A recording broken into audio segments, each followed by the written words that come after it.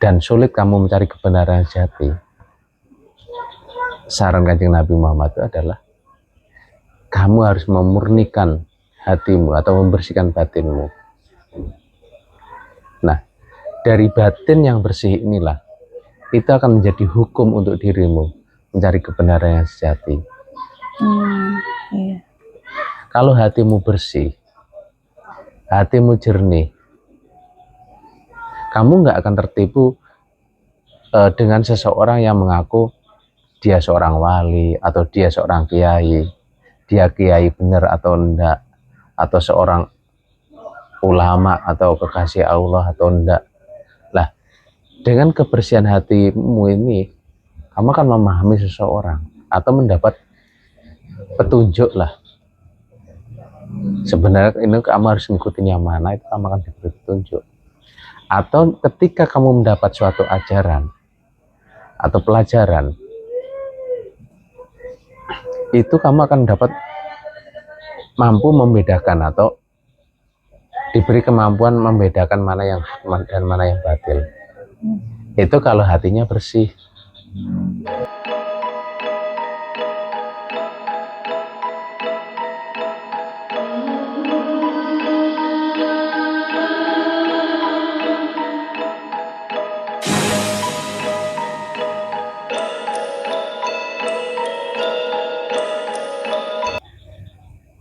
Agama Islam itu bagaimana ya Mas Pices?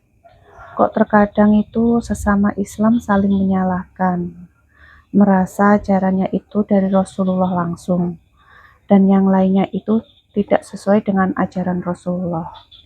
Itu poinnya yang benar bagaimana ya Mas Pices, agar kita tidak salah dalam memahami.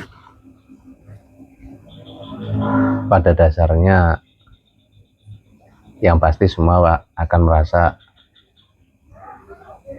benar, baik maupun dari golongan A maupun B, semua paling menyatakan saya yang paling benar, saya ada ada sanadnya, ada silsilahnya, itu seperti itu. Dan pada waktu itu, pada masa Rasulullah itu sendiri pun sudah disampaikan bahwasanya umatku nanti akan terpecah menjadi 73 golongan kalau nggak salah loh ya, saya dengar dari guru saya seperti itu. Cuma yang benar ini hanyalah satu. Di 73 golongan ini yang betul itu hanya satu lah. Tapi kenyataannya kalau kamu datang dari pintu ke pintu, maksudnya itu dari keyakinan nomor 1, 2 sampai 73, semua akan menyatakan ahli sunnah wal jamaah atau dia sambung kepada Rasulullah. Yang pastinya kan seperti itu. Seandainya pun ditanya apakah golongan ini salah, dia akan menyatakan oh itu tidak ada sanadnya, tidak ada silsilahnya atau macam-macam lah dengan alasan bawaan kitabnya masing-masing, baik dari golongan A maupun B itu akan seperti itu. Karena sempat saya dulu itu juga bingung seperti itu sih, karena mencari sebenarnya Islam yang benar itu bagaimana, kenapa orang itu sama Islam ada yang bersifat mengafirkan atau menyalahkan, oh dia salah, dia kafir, padahal itu masih satu golongan Islam, apalagi di luar Islam itu loh. Nah itu yang dulu sempat saya harus mencari sebenarnya kebenarannya itu di mana. Kok sesama Islam saling mengafirkan atau menyalahkan dan terus bilang ini ajaran saya paling benar langsung dari Rasulullah. Dan memang saat itu aku juga bingung juga. Tapi setelah saya berusaha mendatangi satu pintu ke pintu yang lain itu, ini saya menarik kesimpulan ya. Kalau mencari kebenarannya itu adalah kita harus memahami dasar Rasulullah.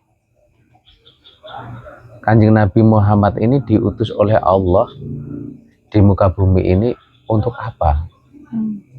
Dan tujuannya apa? Lah, kalau kamu memiliki dua pondasi ini, tujuan Rasulullah itu didatangkan ke bumi ini untuk apa? Dan sebenarnya yang diajarkan ini apa? Nah, ini akan menjadi dasar kamu akan menemukan yang disebut kebenaran keislaman itu sendiri. Terus menurut Mas Pices, kebenaran Islam sejati itu gimana ya Mas Pices? Yaitu Rasulullah didatangkan ke bumi, tujuannya adalah kita sama-sama mengerti bahwasannya beliau adalah mengajarkan akhlak yang terpuji dan menunjukkan jalan ketauhidan yang murni atau ketauhidan yang sejati itu sendiri. Kalau bahasa syariatnya, tegaknya lafaz la ilaha illallah Muhammadur Rasulullah. Itu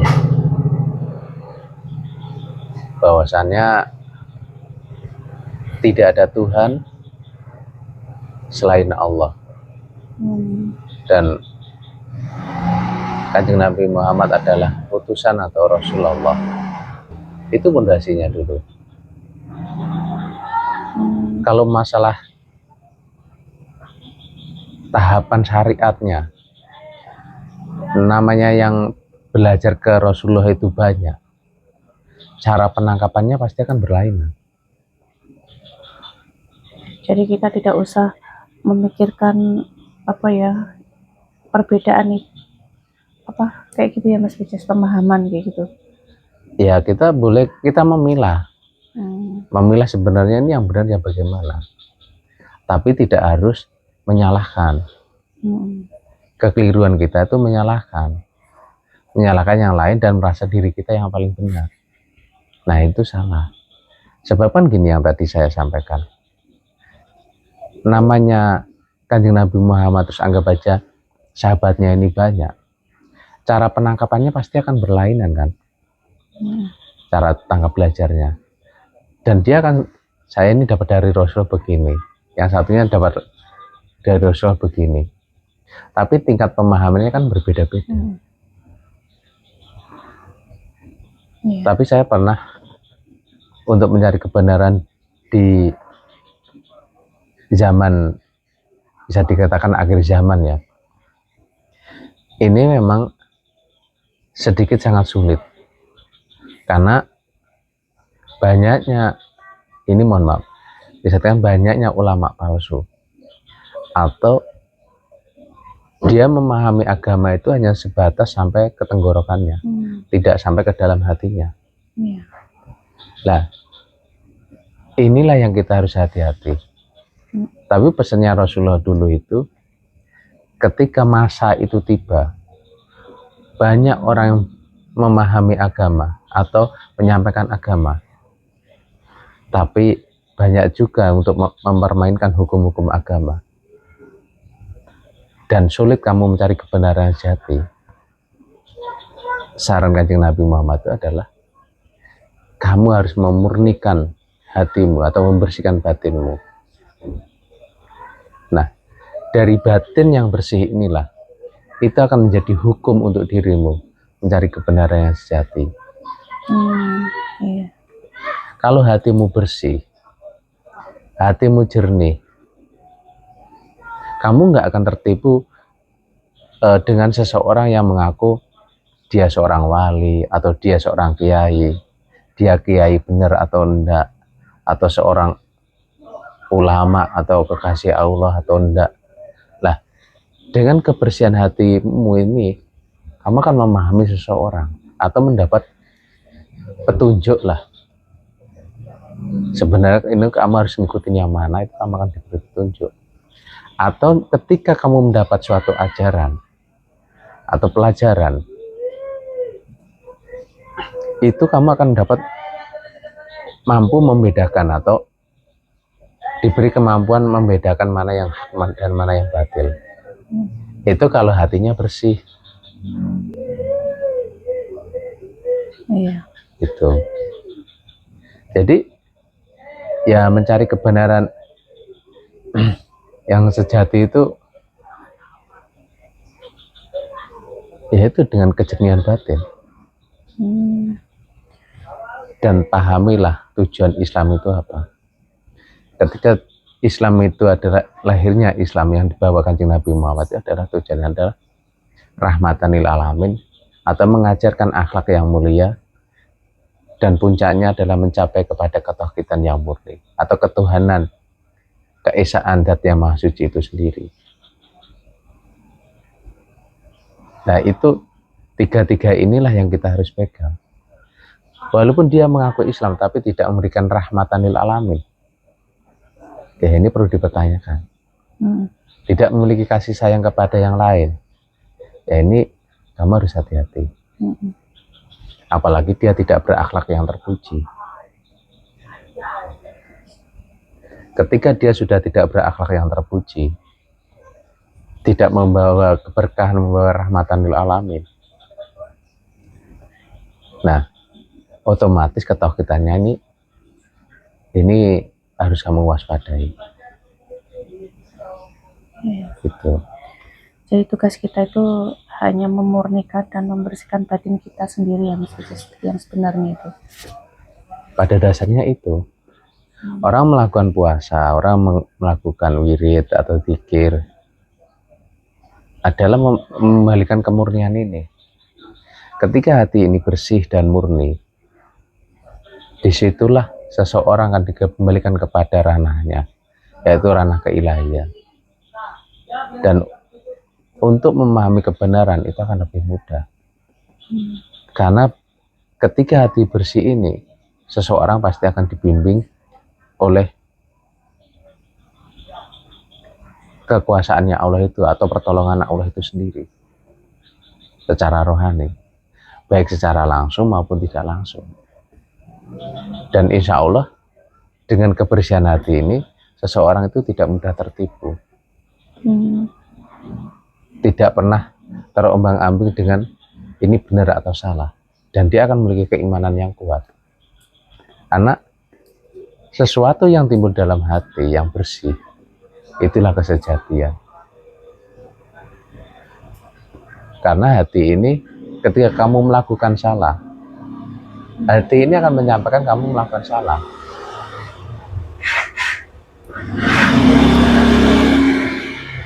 Gitu. Tapi ketika kamu melakukan benar, ya itu malah mengatakan kebenaran itu.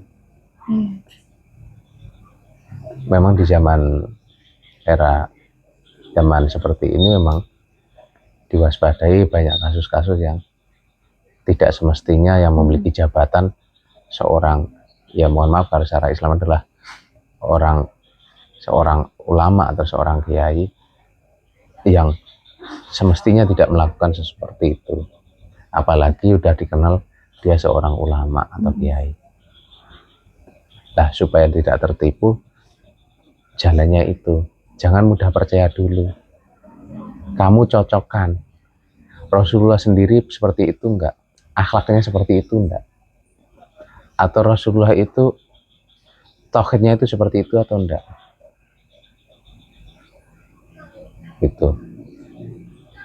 Jangan sampai tertipu ketika dia kadang begini, dia kayak memiliki kasih sayang atau loman, tapi secara syariat dia melanggar.